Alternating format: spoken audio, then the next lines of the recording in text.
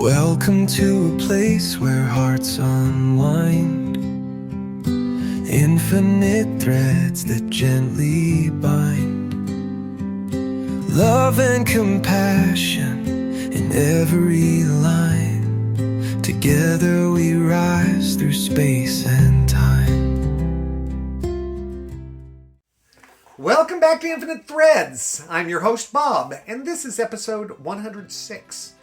Today we're diving into something that often sneaks up on us when we're least expecting it. Something that reminds us we're not alone in the world. It's not a headline, it's not a grand achievement, it's a quiet moment. A shared glance, a gesture, a kindness so small it could easily be missed, and yet it changes everything. If you've been listening to this podcast for a while, you know we talk a lot about love. Not the kind that's traded, measured, or earned, but unconditional love. The kind that just is, that radiates, that stays, that chooses us again and again, even when we've failed or fallen short. And while we often think of love as a heavy, sacred responsibility, and it is, today's episode is about the lightness that love brings too. The peace, the joy, the moment where something kind and unexpected breaks through your worry like sunshine through clouds. Maybe it's the stranger who holds the door with a smile that makes your day better. Maybe it's the friend who sends a random thinking of you message on a hard day. Maybe it's your child grabbing your hand without saying a word. It's these tiny sparks that charge the current of your day, that remind you you're not invisible, you are not forgotten. That's what I want to talk about today. The unexpected kindness that becomes a lifeline. Because sometimes, when the weight of the world feels too much to bear, all it takes is one thread, just one, to pull you back into connection. And more often than not, that thread is kindness. Gentle, simple, often anonymous, but incredibly powerful. If you've been practicing this journey, trying to live from a place of love, you may already know this. Love rarely shows up with fireworks and declarations. It shows up in listening, in patience, in someone remembering your favorite drink, in showing up when they didn't have to. And when you start giving that kind of love, something inside you begins to heal. You stop waiting for others to validate you. You stop needing to be needed.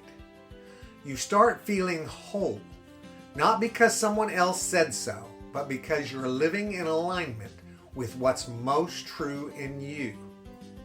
And what's most true in you is love. It's always the most true. When we shift towards unconditional love as a daily posture, not just a feeling, we start to see how much we've been missing.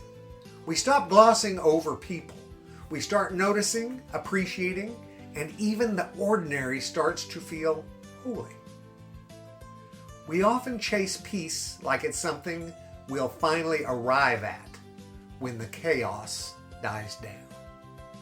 But peace isn't the absence of noise. It's the presence of love inside the noise. It's not when all the bills are paid or the diagnosis is clear or the conflict is over.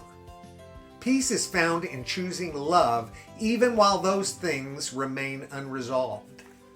When you stop asking the world to make you feel safe and instead choose to be a healing presence wherever you are, that's when peace begins to rise. You walk into a room and you bring a calm with you. You enter a conversation and people feel heard. You respond to rudeness with grace, and the cycle of hostility breaks. Not because you won, but because you showed up rooted in something deeper. One of the most amazing things about this path is how little you realize the impact you are having. You think no one's noticing your effort, your gentleness, your love. But guess what? They are. Sometimes in quiet awe, sometimes in resistance, because your peace challenges their pain. But your presence plants seeds, and those seeds grow, even when you don't see the results right away. You may never see them in some cases. You're becoming someone that others can trust with their story, with their mess, with their dreams. And that, my friends, that's sacred ground. It truly is. We live in a world where people are exhausted, cynical, distrustful, tired of shouting and being shouted at. We've forgotten how to simply be kind. So if you're practicing unconditional love in your daily life, let me tell you something. You are revolutionary. You are defying the narrative that says love is weakness. You are quietly repairing the fabric of humanity. You are proof that the thread of compassion hasn't snapped. It's just waiting to be picked up again. And when you do, others follow. Not because you demanded it, but because you lived it. The most powerful love is not loud. It's steady. It doesn't rush. It doesn't perform. It simply arrives again and again. So maybe you're someone who's trying, who's been loving others but feeling unseen. Or maybe you've been afraid to try at all. Let me encourage you. Just keep going, guys.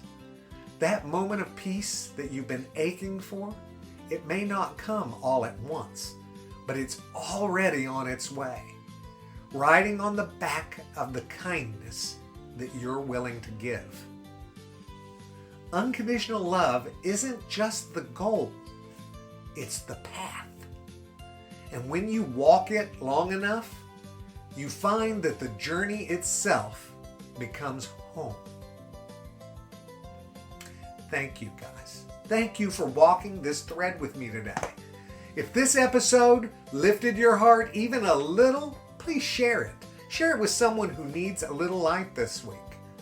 You never know. I'll see you next time. In the meantime, keep loving, keep spreading love. I love you all very, very, very much. And you know what I need you to do. Pass it on. Talk to you later, Gators. Bye-bye.